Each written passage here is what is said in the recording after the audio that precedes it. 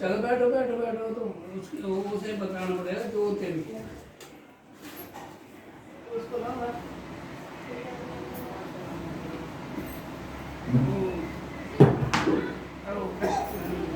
चलो बैठो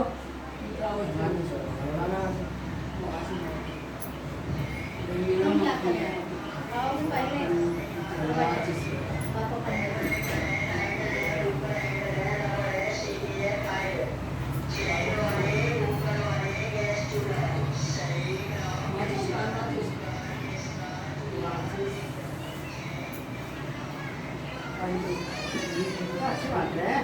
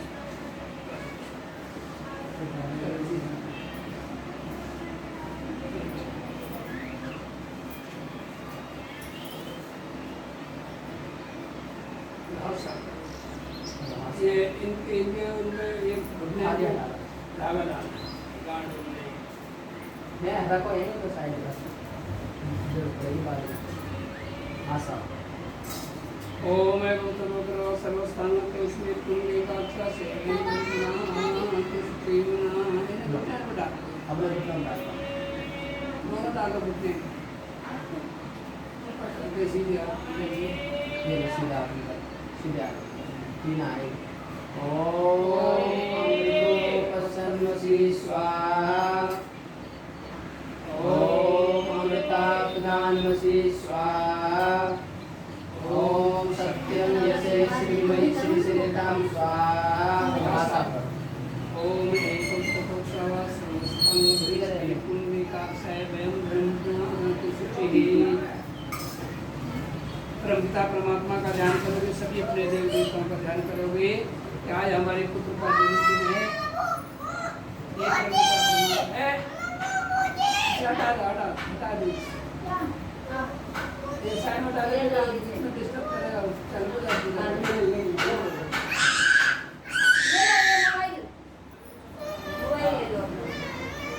परमपिता परमात्मा का ध्यान। बैठ जा, शांति से बैठना है तो बैठ जा, चुपचाप बैठना है, ठीक है ना? चुपचाप बैठना है तो बैठ दे, नहीं तो उधर बैठे अपनी नानी दादी का। ओम स्वामी देव सवितरे दुरितानि परासुमे यद्भद्रं तन्मे आसुमे ओम हिरण्यगर्भे समर्वते ताग्रे भूतस्य जाते पतिरेके आसि शेदाधार पृथ्वी जामुति मां कस्मै देवाय विशाविदेमि ओम आत्मदा वरदा यस्य विश्वे उपासते वशिषं यस्य देवा यस्य छाया अमृतं यस्य मृत्युः कस्मै देवाय विशाविदेमि ओम ये प्राणितो निमिषितो महितवेकेन्द्राजा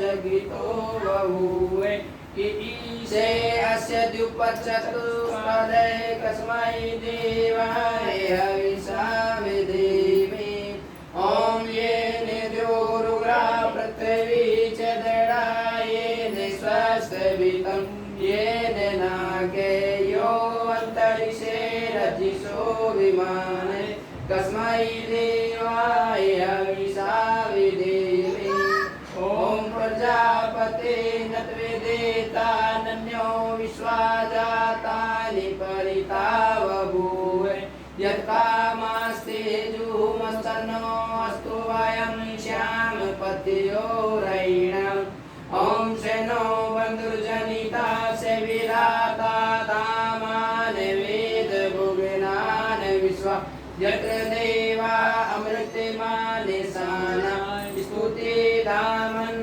धीरयन्ते ओम अग्नये सुपुतारये स्मान् विश्वान् देव वायुनान् विद्वान् यो दस्मज्जोरान् मेनो भूयिष्ठान्ते नमः उक्तिं विधीमहे।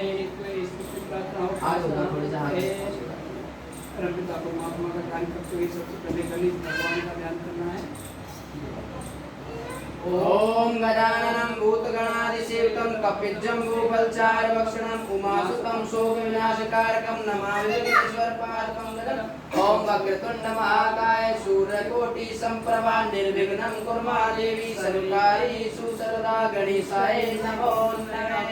समर्पयामि नमो नमः। हाथ लगा लेना, ऐसे फूल ले जाना एक बार, ऐसे चार वाली बार जल के पाद्यम अर्घम आत्मनियम स्नानं स्तोत्रं समर्पयामि नमो नमः। वस्त्रं समर्पयामि नमो नमः। गंधं समर्पयामि नमो नमः। पुष्पं समर्पयामि नमो नमः। नैवेद्यं समर्पयामि नमो नमः। मेवां प्रतिमेवां समर्पयामि नमो नमः। मोदकं समर्पयामि नमो नमः।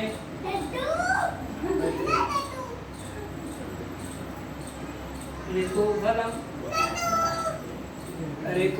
समर्पयामि नमो नमः। फिर वही अल्लाह मैंने बोला था पहले साथ में बैठना है। हमारे ये सारे ने खूब खाना है, सबको खाना पेट भर के बहुत पिटाई करता है जो बच्चों की सलाह तांबूलम समर्पयामि नमो नमः। एक बार जल्दी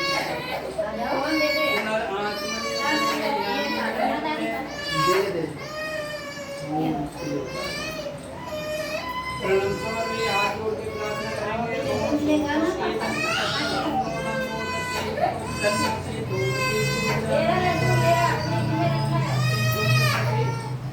विद्यारम्भे गात्रे परमेतुं निरमे संग्राम संकटे विघ्नस्तस्याय संपर्वा निर्विघ्नं कुरु मा देवी सर्वकार्येषु सर्वदा गणेशाय नमो नमः। सर्वे मंगलमांगल्ये शिवे सर्वार्थसाधिके शरण्ये नारायणी नमोस्तुते। नमो नमः। जल्दी छीटे ओम पाद्यम अर्घम आचमनीय स्नानं समर्पयामि नमो नमः। वस्त्रं समर्पयामि नमो नमः। गन्धं समर्पयामि नमो नमः। पुष्पं समर्पयामि नमो नमः।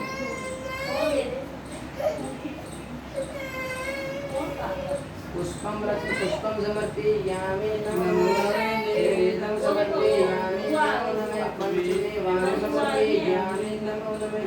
फलं समर्पयामि नमो नमः।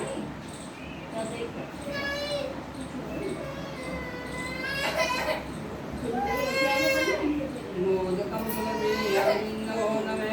ऋतुफलं रक्तफलं समर्पयामि नमो नमः। ये लड्डू तेरे लिए तेरे खाने सारे खाना तो सारा तो डराएंगे वो सब पूरा बड़ा हाँ आज जोड़ के प्रार्थना करें। या देवी सर्वे भूतेषु शक्तिरूपेण विद्यारूपेण लक्ष्मीरूपेण संस्थिता नमस्तस्यै नमस्तस्यै नमस्तस्यै नमो नमः। शंकर भगवान का ध्यान करेंगे। ओंकार बिंदु संयुक्तं नित्यं ध्यायन्ति योगिनः। ओम दानमोक्षं श्री ओंकाराय नमो नमः। ओम पाद्यं अर्घ्यं आचमनीयं स्नानं सुस्तोत्रं जलं समर्पयामि नमो नमः। वस्त्रं उपस्त्रं समर्पयामि नमो गन्धं समर्पयामि नमो नमः। पुष्पं समर्पयामि नमो नमः।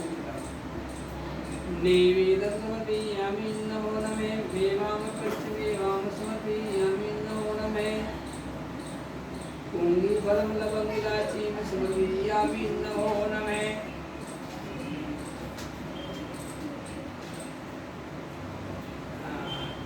तो फलं समर्पयामि नमो नमः।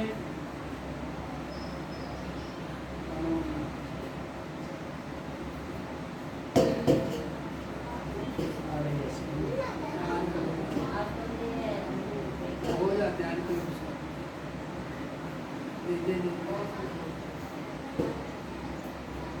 अरे तो फलं समर्पयामि नमो नमः। बादल के छेद हो गया पुनरात्मनियम समर्पयामि नमो नमः। हाथ जोड़ कर प्रार्थना करेंगे। ओम कर्पूरगौरं कर्णावतारं संसारसारं भुजगेन्द्रहारं सदा विसन्तं वेदरविन्दे भवं भवानी सहितं नमामि। भवं भवानी सहितं नमामि। भगवान की विष्णु भगवान का ध्यान करेंगे। आवेदन दे ले करके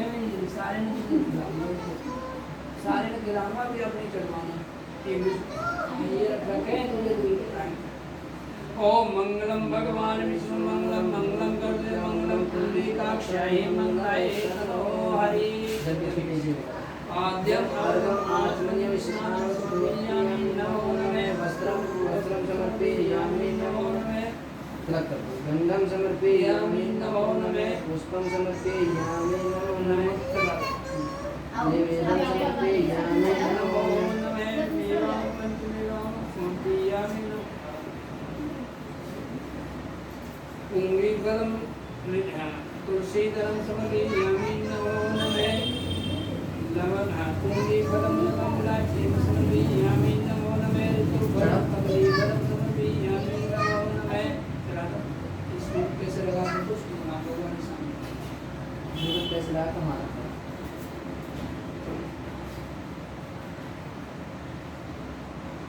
तेरा जन्मदिन है तेरे लिए सब कुछ मंगाया कि कुछ पिलाना है ऐसा मत करो। ओम मंगलम भगवान विष्णु मंगलम मंगलम वर्धन मंगलम पुंडरीकाक्षाय मंगलाय तनो हरि।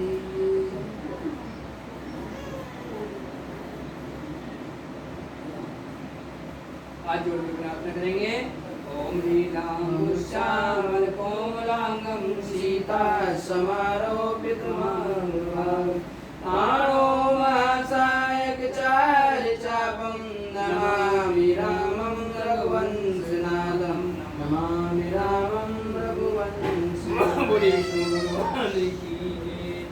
माताओं का ध्यान करेंगे। ओम जी मंगला काली भद्रकाली काली दुर्गा क्षमा शिवा धात्री स्वासुता नमो नमः। अक्षयं समर्पयामि नमो नमः। आद्यम अर्घ्यम आचमनीयं स्नानं समर्पयामि नमो नमः। वस्त्रं समर्पयामि नमो नमः। गन्धं समर्पयामि नमो नमः। पुष्पं समर्पयामि नमो नमः। नैवेद्यं समर्पयामि नमो नमः। पञ्चमेवां समर्पयामि नमो नमः। ले जाओ उधर ले जाओ ले जाओ। ताम्बूला लवंगलाचीं समर्पयामि नमो नमः। अरे तो फलं समर्पयामि रक्षफलं समर्पयामि नमो नमः। हाथ जोड़ के प्रार्थना करेंगे। ओम जयंती मंगला काली भद्रकाली कपालिनी दुर्गा क्षमा शिवा धात्री स्वासुता नमो नमः। गंगा मैया का ध्यान करेंगे। ओम गंगे चे जमुना चे गोदावरी नर्मदा कावेरी जलसंगम मंगलम भगवान विष्णु मंगलम मंगलम मंगलम पुंडरीकाक्षाय मंगलाय तनो हरि।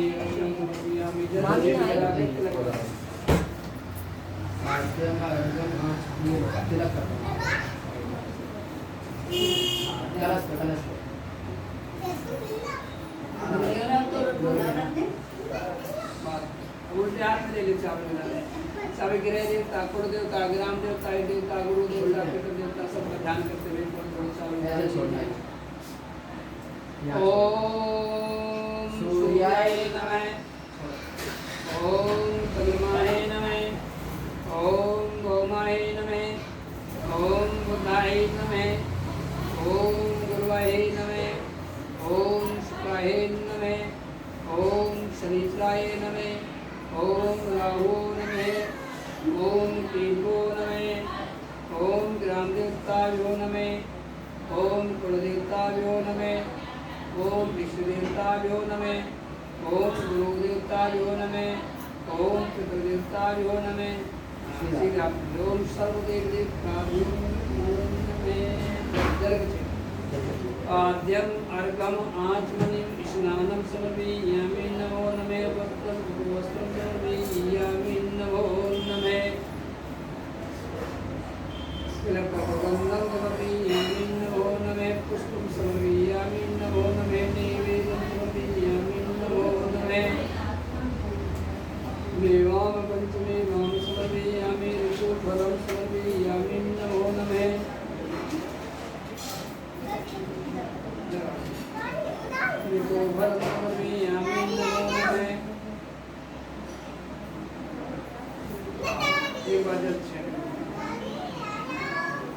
लवंग राशि समर्पयामि नमो नमः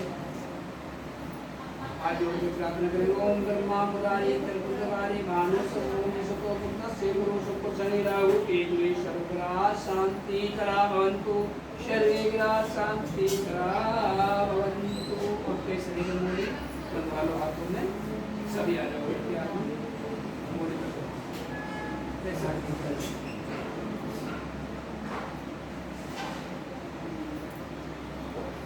भाई मोदी बनवाले अब तेरे जन्मदिन है खर्च करने को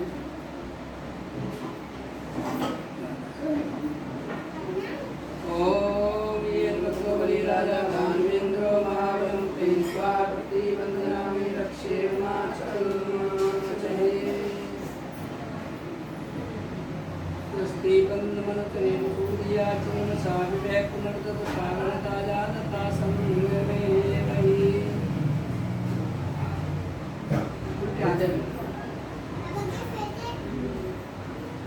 भगवान है भगवान राजा दानवेंद्र महाबलम पेशवा प्रतिबंधनामि रक्षेमा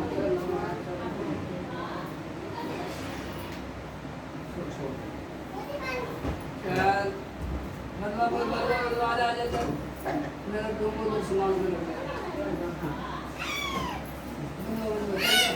ऐसा रखा है और बोली बंधुआ ये बोली बंधुआ सीधा चार बंधुआ ऐसे आधे भाग कर आप ये हैप्पी बर्थडे टू यू है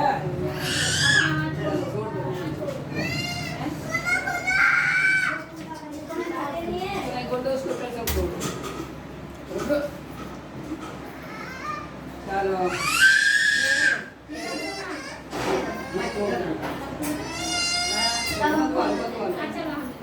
चलो बंधुआ चलो बंधुआ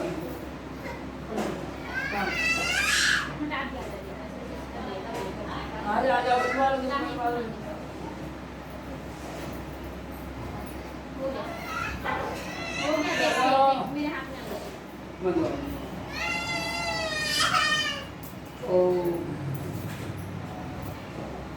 और नाडो से पड़ोसी को बोला था क्या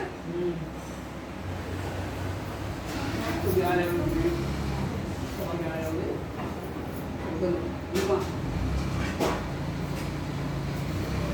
सत्यनारायण का घर बांध रही है और ये बधाई बांध रही है का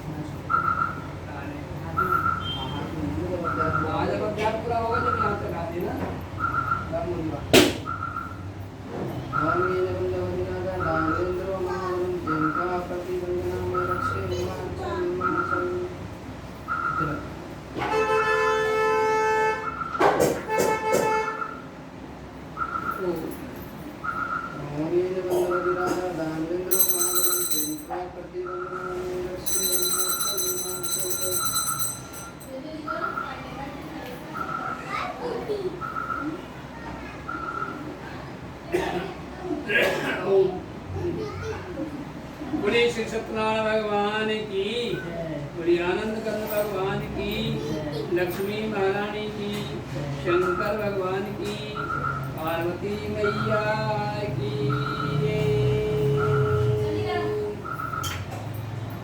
देखिए आज इस बच्चे का जन्मदिन, क्या नाम है इसका? हर्षित नाम है। और कर्क राशि कितना हुआ था ये? 27 में हुआ था। नहीं वैसे ही नाम रख दिया था। नहीं आपने करवाया। अच्छा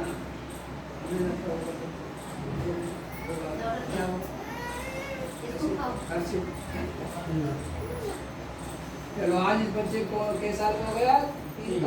3 साल का है। श्रावण का महीना भोले जी का महीना है और इसमें महीने में कथाएं कराते हैं। तो अभी को रख दे, बाद में खा लेना। पता लग दे मक्खी लग जाएंगे। अब कथा हम सुनाएंगे और फिर उसके बाद हवन होगा।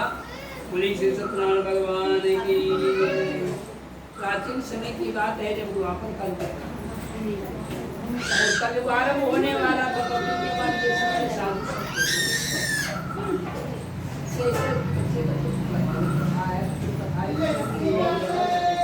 कैमरा भी चल रहा है जादू, उसमें रिकॉर्ड हो रहा है क्या? हाँ रिकॉर्ड हो रहा है। इसकी चीज आएगी उसमें है, फिर हमारी कथा का कोई पैर तो खत्म हो जाएगा। प्राचीन समय की बात है जब द्वापर का अंत हो रहा था, कलयुग आरंभ होने वाला। तो हमारे जो सच्चे साधु संत थे, सच्चे साधु तो दूसरों की भलाई के लिए कार्य करें। हमारे दुआ है वृक्ष कभी ना फल रखे और नदी न सींचे और पर कारण हित साधु ने दया करी। दूसरों के कारण ही तो है कि वो कार्य के लिए साधु बन गए। और जब द्वापर का अंत हो रहा था, कलयुग आरंभ होने वाला था, तो हमारे उत्तर प्रदेश में एक स्थान है नैमिषारण्य, हमारे ऋषियों की तपोभूमि है। जिसे हमारे यहाँ ब्रज में 84 कोष की परिक्रमा लगती है, ऐसे बताते हैं वहाँ भी लगती है। अभी मुझे कल परसों एक बता रही थी वहाँ नैमिषारण्य साइड के थे, तो मेरा मान इधर भी लगती 84 कोष की। तो कभी गए ने सोचा तो क्या यहाँ तो ब्रज की तो, लेकिन वहाँ की नहीं है। तो वहाँ पर बहुत ही रमणीक स्थान बताया गया है, ऋषियों की तपोभूमि। और जब द्वापर का अंत हो रहा था, कलयुग आरंभ होने वाला था, तो हमारे सोनक आदि 88,000 ऋषि वहाँ पर इकट्ठे होते एक महासभा विचार करते हैं कि आगे कलयुग आरंभ होने वाला है। और लेख पता कलयुग में जिसे धर्म रह जाएगा, जिसे अधर्म रह जाएगा। विचार करने लगे कलयुग में किसे धर्म रह जाएगा, एक किसे अधर्म, 3 इसे अधर्म हो जाएगा, एक इसे धर्म रह जाएगा। विचार करने में एक मनुष्य पहले ही धर्म की तरफ नहीं जाता है, उनके लिए ऐसा जब तक ये कथा बताई जिससे उनका उद्धार हो, उनका कल्याण, उस प्रकार का विचार उसी समय महाराज से अपने शिष्यों से भ्रमण करते करते जब नैमिषारण्य तीर्थ पर पहुंचते हैं तो देखते सारे ऋषिगण महाराज आए हुए हैं। उठकर उनका अभिवादन करते हैं, दंडवत प्रणाम करते हैं, उच्च आसन पर बिठाते हैं, कहते हैं महाराज आपको बड़े उचित सभी पर पधारे हैं, हमारे सामने एक समस्या उसका समाधान करिए। सूर्य जी कहने लगे बताइए क्या बात है। ऋषिगण कहने लगे महाराज कलयुग आरंभ होने वाला है और कलयुग में जिससे धर्म रह जाएगा, 3 इससे अधर्म फैल जाएगा। मनुष्य पहले ही अधर्म की तरफ जाता है, उनके लिए कैसा जब तब ये कथा बतलाइए जिससे उनका उद्धार हो, उनका कल्याण कथा सुनने की हमारी इच्छा है। सूर्य जी कहने लगे ऋषियों, मनुष्य मात्र के लिए, जीव के कल्याण के लिए आपने बहुत ही अच्छी बात। यही बात एक बार नारद मुनि ने विष्णु भगवान से पूछी थी। विष्णु भगवान ने नारद मुनि से कही तो कोई ध्यान रखा। एक समय नारद मुनि ने लोकांतरों में भ्रमण करते हुए मृत्यु लोक में आते, इस पृथ्वी को मृत्यु लोक तुम यहाँ जीव आता है और जाता है, इसके लिए नाम, इसका नाम मृत्यु लोक है। आते हैं मृत्यु लोक में, भ्रमण करते हैं, देखते हैं कि हर जीव जैसा जिसने कर्म किया ईश्वर ने उनको ऐसी योनि कर्म का साल योनि मिलती, हमारे अच्छे कर्म है तो मनुष्य योनि कहते हैं बड़े भाग मानुष तन पावा सुर दुर्लभ सब ग्रंथन लावा। कि जब जीव अच्छे कर्म करता है ना तभी मनुष्य योनि प्राप्त होती है, नहीं तो बताते 84 लाख योनियां हैं उनमें भ्रमण करके आना पड़ता है, उसे जन्म ले लेकर तब मनुष्य योनि प्राप्त होती है। देखते हैं नारद मुनि के हर जीव जैसा जिसने कर्म किया ईश्वर ने उनको ऐसी योनियों में जन्म दे दिया, कीड़े मकोड़े पशु पक्षी पेड़ पौधे और मानव। जब देखा नारद मुनि ने कहा जीव अपने कर्म के अनुसार योनि में जन्मे, अपने अपने कर्म के फल भोग रहे हैं, लेकिन मानव योनि तो सबसे श्रेष्ठ है। और जब मनुष्य योनि को देखा नारद मुनि ने कि सबसे श्रेष्ठ योनि है, लेकिन हर मनुष्य चिंतित दिखाई दिया, दुखी दिखाई दिया, तो तन से दुखी, कोई धन से दुखी और कोई संतान से, संतान नहीं उसके लिए दुखी है, इधर उधर बढ़ता है मारा मारा कि मेरी संतान हो जाए, काफी धन खर्च करता है, कठिनाई सहन करता है, लेकिन संतान नहीं उधर संतान के दुखी है, उल्टे सीधे कार्य करती संतान, बुराइयां लाती उससे दुखी है, कोई अंगीन है, लंगड़ा लूला आना बहरा काना गंजा उससे दुखी है, तो किसी को इतना शरीर दे दिया चलने फिरने से भी लाता है, अनेकों बीमारी घर की में शरीर के अंदर उससे दुखी है, और कोई धनीन है, निर्धनता है, भूखा प्यासा है उससे दुखी है, तो किसी को इतना धन दे दिया उसे पता ही नहीं मेरे पास कितना, तो डाकों को डर हुआ करता था, आजकल तो मोदी सरकार का डर हो रहा है। देखते हैं नारद मुनि हर मनुष्य दुखी है, इनके लिए कोई ऐसा सब तबलीग करता हो जिससे इनका उद्धार हो, मिले उनका कल्याण, और हाथ में वीणा लिए हुए हरि गुणगान करते हुए विष्णु उद्योग को चलते देते हैं। यहाँ पर एक छोटा सा भजन हम गाते हैं, अगर हमारे साथ साथ बोलोगे तो नहीं, एक कली बोलेंगे उसकी हम, बोली श्री सत्यनारायण भगवान की भज मन नारायण नारायण नारायण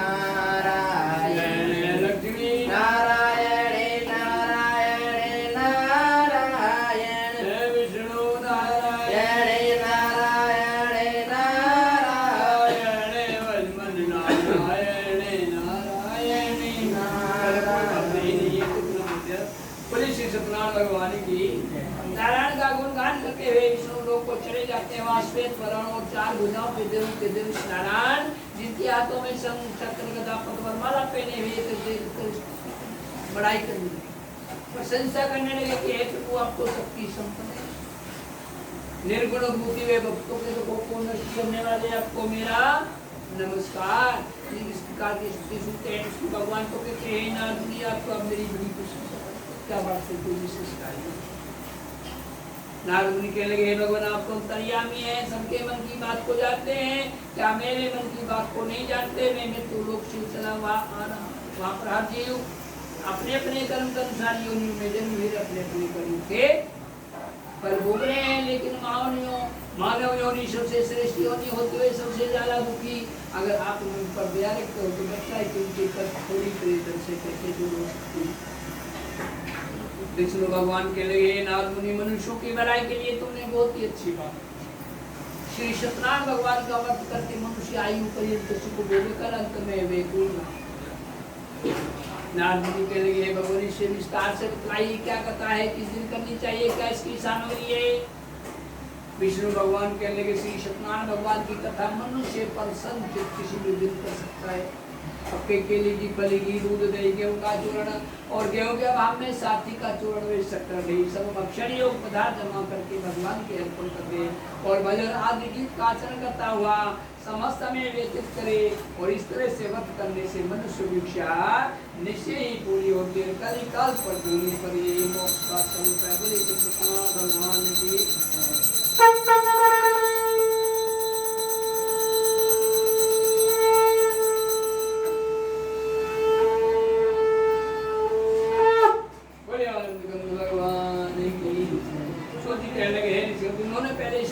उनकी कथा कहता हूँ। सुंदर काशी पूरी नंदी में अति निर्धनता में रहता।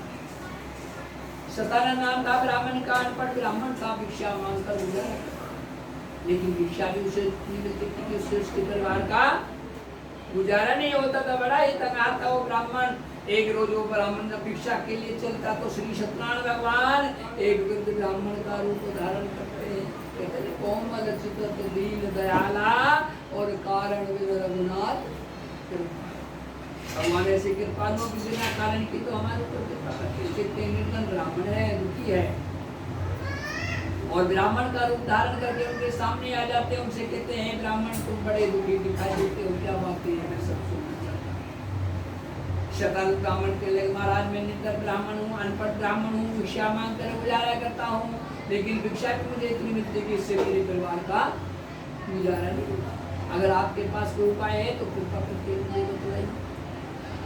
ब्राह्मण कहने लगे श्री सत्यनारायण भगवान की कथा करिए, उसके करने से आपके कष्ट शीघ्र ही दूर होंगे। शतानंद ब्राह्मण कहने लगे महाराज मुझे विस्तार से बताइए क्या कथा है, क्या सामग्री, किस दिन उसको करना चाहिए। ब्राह्मण कहने लगे श्री सत्यनारायण भगवान की कथा प्रसन्न चित्त किसी भी दिन कर सकते हो।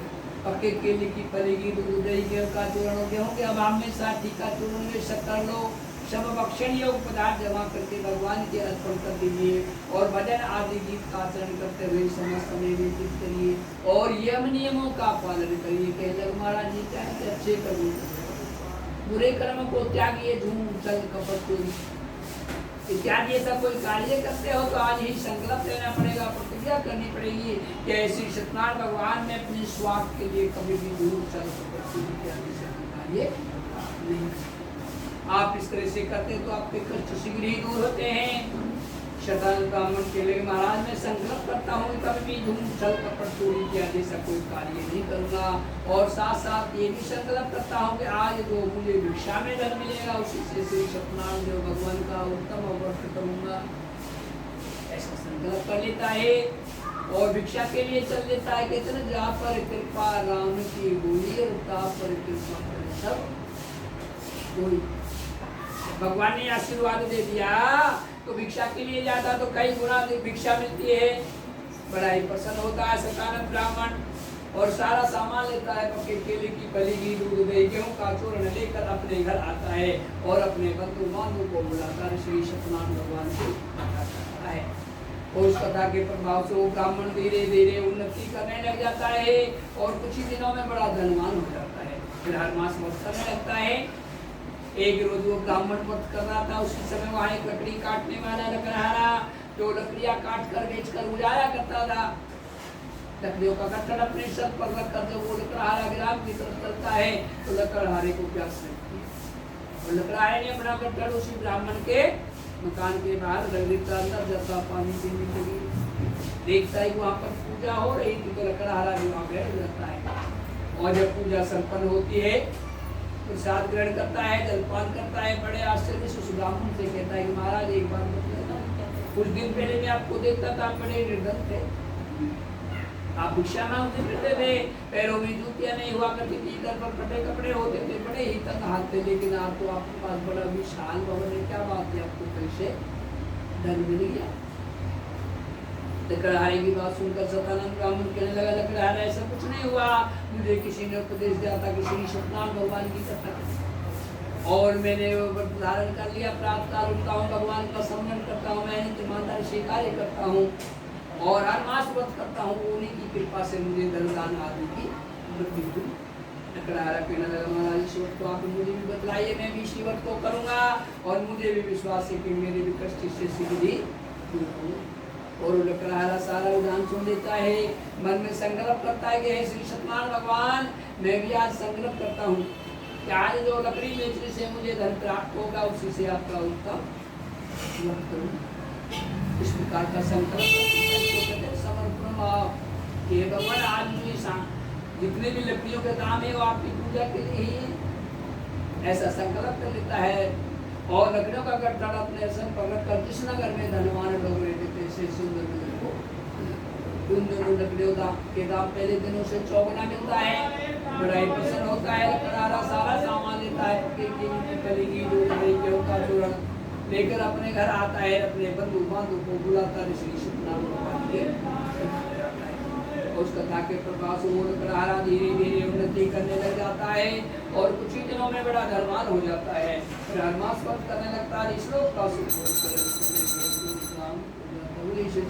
भगवान की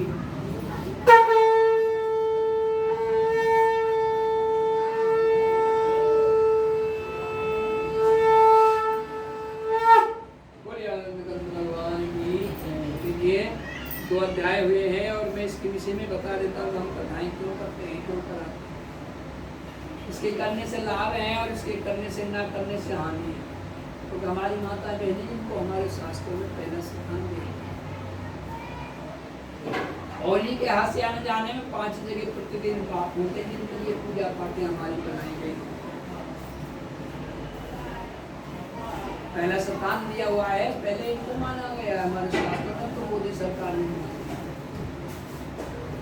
सरकार नहीं माना हमारे शास्त्रों में पहले से ही मार्केट के आगे बाद एक श्लोक बोलते हैं तबे माता चेतिका मैं वेदों में मंत्र मातृमान पितृमान आचार्य मान आम भाषा में कहते हैं राधे श्याम सीता राम गौरी शंकर लक्ष्मी नारायण और सभी के नाम सभी जगह नाम पहले आता है। किसी की लड़की की जन्म लिया है, लोग पूछेंगे क्या हुआ है, लड़की हुई वो लक्ष्मी आएगा। हर आदमी के मुंह से ये शब्द निकलेगा लक्ष्मी आई। लड़का के जन्म हो तुम्हारे गेट में बैठ जाओ 1 लाख रुपए की लड़की लेकर, लोग बाग आगे क्या हुआ है मुझे जी लड़का हुआ है, खाएंगे मुंह पे हाथ फेरेंगे मुबारक हो। कोई नहीं कभी विष्णु भगवान बोलेगा कोई लड़की के लिए तो बिना खाए लक्ष्मी लक्ष्मी आई। कोई कारण तो जरूरी है, उनको तो खाने के बाद भी नहीं कहते वो बिना खाए कहते। कहने का मतलब हमारे शास्त्रों में हमारी माता बहन को पहले शब्द के नाम आता है। बच्चा छोटा सा अनजान आदमी को मिल जाए पूछे क्या तेरे मम्मी पापा का क्या नाम बेटा, ये तो पूछेगा, पापा का नाम नहीं लेगा। पहले तुम्हारे मम्मी पापा कौन है, पहले कहते तुम्हारे माता पिता कौन है, फिर भाषाएं बदल गई तुम्हारे माँ बाप कौन है। और आजकल मम्मी पापा मम्मी डैड वगैरह क्या क्या शब्द होती है, लेकिन नाम पहले वही आएगा। तो कहने का मतलब ये हमारी माता बहनें इनसे आने जाने में 5 जगह पाप होते हैं जिनको पूजा पाठ हम करते हैं कराते हैं। उसके बाद आप सबसे पहले आपका काम झाड़ू लगाना, मेरे को अंदर पूजा लगा उसमें 2-4 कीड़े अवश्य मरेंगे। हमारा चीजें आ गया नहीं देख कर। दूसरा चूल्हे के अंदर आजकल शहरों में गैसें खत्म हो गई हैं, लकड़ी कंडे जलाए होंगे आपने पहले, तो में उनमें कितने कीड़े जलाए हैं। तीसरा जल के अंदर पीने वाले जल को ढककर रखते हैं, नहाने का कपड़ा धोने का झूठे बर्तन देते पशु आदि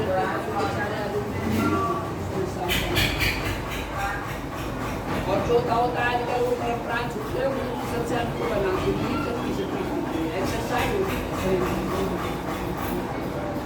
आजकल रामदेव बाबा कहते हैं एक्सरसाइज किया करो। पहले एक्सरसाइज सुबह हमारी माता बहन चक्की पीस करती थी, बोकली मूसल से बनाती थी, दूध आदि चलाती थी, तो सारे एक्सरसाइज के काम हुआ करते थे। पहले इसमें स्वस्थ रहती थी, आजकल 80% औरतें बीमार है 20%। इतना अनुपात है, देखो तुम नजर प्रोडक्ट माताएं बहने कोई नहीं कहेगी, कोई कहेगी मेरे घुटनों में दर्द, कोई कमर में दर्द, कोई मेरी सर में दर्द। तो मेरे हाथों में पैरों में मतलब तो कोई न कोई ऐसी है जो नहीं कहेगी मेरा शरीर के अंदर कहीं ना कहीं। कारण यही है कि वो एक्सरसाइज बंद हो गई। रस्सी से पानी आती खींचती थी, चारा आदि काटती थी, वो सारे काम थे, हाथों से बहुत सारा कार्य होते थे। तो उनमें अनेक चीजें पाप होता था। ये और पाँच में जब आप भोजन बना रहे हो, गेहूं धो रहे हो, दाल धो रहे हो, चावल धो रहे हो, कोई चीजें हो रही, छोटे छोटे कीड़े प्राकृतिक हो जाते हो, मर जाते हैं। और सब ऐसे प्राकृतिक कीड़े होते हैं। बैगन लाया, अच्छा वाला, जब काट दिया उसको, जब फेंक दिया तो कीड़ा कट गया, नहीं कटा तो उसको फेंक दिया आपने, एक थोड़ी देर बाद बनेगा, अपने घर से लेकर हो गया ना। भिंडी है, मटर है, गोभी, इनमें प्राकृतिक कीड़े हो जाते हैं। तो हम अगर लिया है, सब्जी लिया है, उससे हमें बच भी गया हमारे हाथ से, तब हम उसको फेंक देंगे, अब वो थोड़ी देर बाद बनता है, यानी कि हमें फेंका उसको कभी तो पता है। तो ये जो 5 जगह पाप होते हैं उनके लिए पूजा पाठें बनाई गई।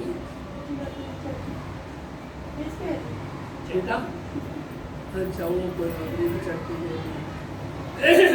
तो ये चीज है, ये इसलिए ये पूजा पाठें हम करते हैं, करनी भी चाहिए, क्योंकि सुहा शब्द घर के अंदर पहले प्रतिदिन होते, बीमारियां नहीं होती।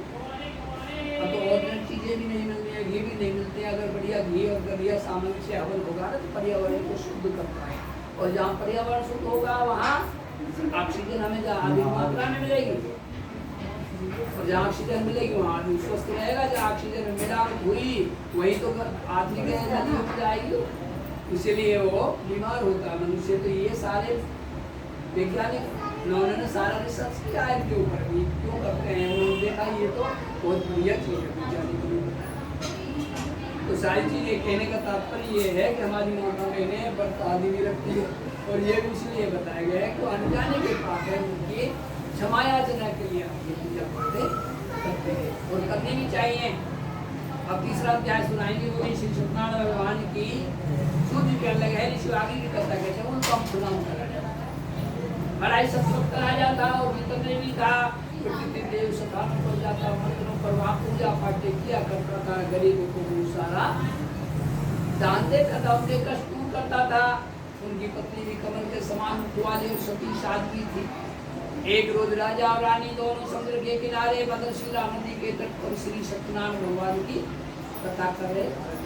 तो तीर्थ यात्राओं में पूजा पाठ करने से अधिक पुण्य मिलता है।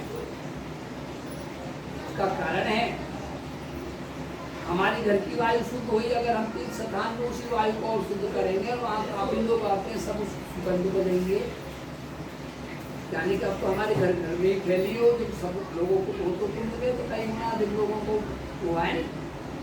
इसके अंदर जो भी पौष्टिक तत्व निकलते हैं, इसके अंदर सामग्री है, घी है, बढ़िया जो होते हैं, इसमें से सारी चीजें वो सभी ग्रहण करेंगे, उसको उनको भी तो लाभ होगा। इसलिए तीर्थ स्थानों पर अधिक महत्व बताया गया है। तो राजा रानी दोनों समुद्र के किनारे भद्रशिला नदी के तट पर श्री सत्यनारायण भगवान की कथा। उसी समय साधु नाम का एक वैश्य जो व्यापारी था, व्यापार करके जब अपनी नगर की तरफ चला आ रहा था, तो अपनी नौका को वही किनारे को ठहरा देता, जहाँ पर राजा व्रत कर, और अपनी नौका को ठहरा कर राजा के पास आ जाते हैं। देखते हैं काफी सारी भीड़ सी लगी हुई थी, उत्सव सा लगा हुआ था। अपनी नौका को ठहरा कर राजा के पास आ जाते हैं, और राजा को वृत्त करते हुए देख कर बड़े विनय भाव से पूछने लगे कि महाराज, आप भक्ति युक्त चित्त से क्या कर रहे हैं, मेरी सुनने की इच्छा है, सो आप इसे मुझे बताइए।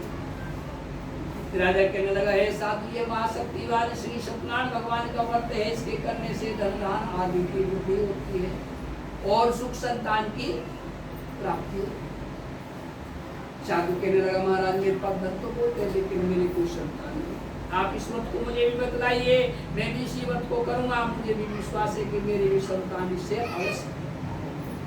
और साधु राजा से सारा विधान सुन लेता है, मन में संकल्प करता है कि श्री सत्यनारायण भगवान, मैं भी आज संकल्प करता हूँ, प्रतिज्ञा करता हूँ कि जब मेरे संतान होगी तो मैं भी इसी व्रत को करूँगा। और ऐसा संकल्प कर अपने घर जाता है। घर पहुंचकर अपनी पुत्री लीलावती से कहता है कि आज हमने एक महाशक्तिवान श्री सत्यनारायण भगवान का व्रत देखा है, हमने भी आज संकल्प किया है कि जब हमारे संतान होगी तो हम भी इसी व्रत को करेंगे। जब मनुष्य के अच्छे विचार आते तो भगवान की मनोकामना सिद्ध होती। अच्छे विचार आए, भगवान की दया दृष्टि होती है, उनकी पत्नी गर्भवती हो जाती है, 10 महीने में उनके सुंदर कन्या का जन्म होता है।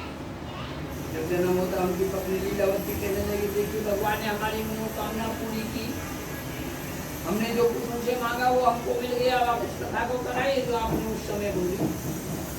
साधु इसके लगे, हे पुरी, इस समय तुम्हें व्यापार में ज्यादा व्यस्त हो, काम को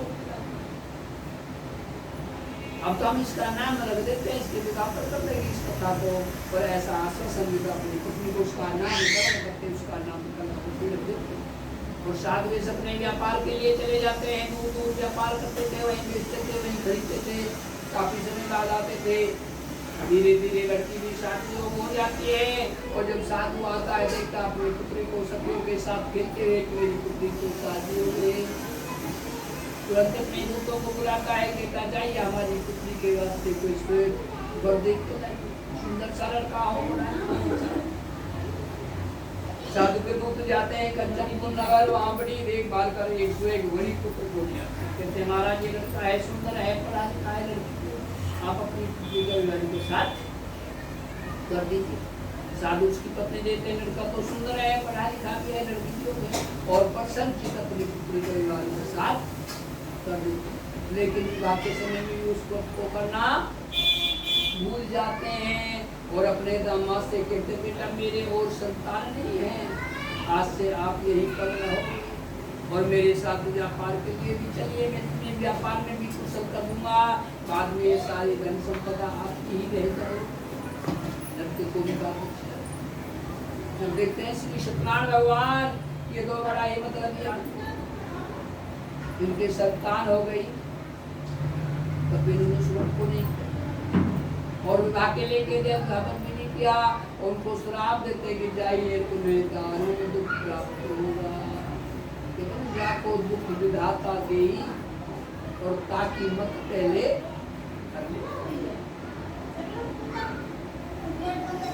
उनकी मत डाल लेते हैं। राजा चंद्रकेतु के नगर में व्यापार करने के लिए थे,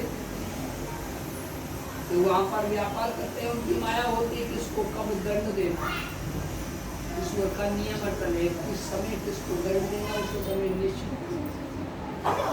और जब उनको दंडित करते हैं तो राजा चंद्रकेतु के कोष में चोरी होती है, चोर भागते हैं धन को लेकर, तो राजा के जो दूसरे हैं सिपाही डरते हैं, देखते हैं हमारे कोष से चोरी करके चोर भाग रहे हैं, उनके पीछे पीछे राजा के दूत भी भागने लगते हैं। तो देखते हैं हमारे पीछे राजा के दूत आ रहे हैं, तो घबरा जाते हैं और घबरा कर उधर को तो चुपचाप वहीं रख देते हैं जहाँ वे दोनों से सुलझाएं मेरे लिए आप। जब वहाँ चोर आते हैं, देखते हैं धन रखा हुआ है, उन्हीं को चोर समझ लेते हैं, पकड़ कर ले जाते हैं साधु को, और राजा के समीप जाकर पेश करते हैं, कहते हैं महाराज देखिए चोर है, इन्होंने पास हमारा धन मिलाया, तुम क्यों दंड लीजिए। कहने लगे महाराज हम तो चोर नहीं, हम तो व्यापारी, हमने आपकी चोरी। राजा कहने लगा धन तो हमारे कोष का है, तुम्हारे पास कैसे आ गया, और उन्हीं को चोर समझ लेते हैं, तिनका आवास में डाल देते हैं, जितना उनका धन अपने कोष में जमा कर देते हैं। यहाँ पर तो ये होता है जो घर पर धन रखा हुआ था वहाँ भी चोरी होता, दोनों माँ बेटी की लीलावती कलावती धन सारा चला गया, भूख प्यास से परेशान है और एक रोजाने की चिंता में कलावती एक ब्राह्मण के घर देखते हैं, वहाँ पर कथा हो रही थी तो कलावती वहाँ बैठ जाती है, और जब कथा संपन्न होती है प्रसाद ग्रहण करके जब वापस आती है तो उसकी माँ कहते बेटी क्या बात है, तुमको बहुत समय हो गया, कहाँ पर गई, काफी विलम्ब से आई। कलावती कहने लगी माँ मैं एक ब्राह्मण के घर गई थी, वहाँ पर एक कथा हो रही थी श्री सत्यनारायण भगवान की, उसके करने से तो मनोवांछित फल मिलता है।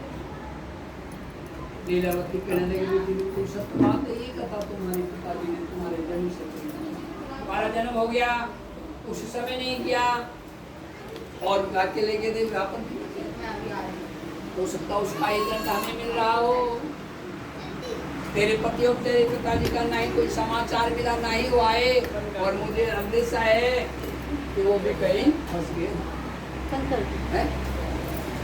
लीलावती जाती है अड़ोस पड़ोस से कुछ धन इकट्ठा करती है, सारी सामग्री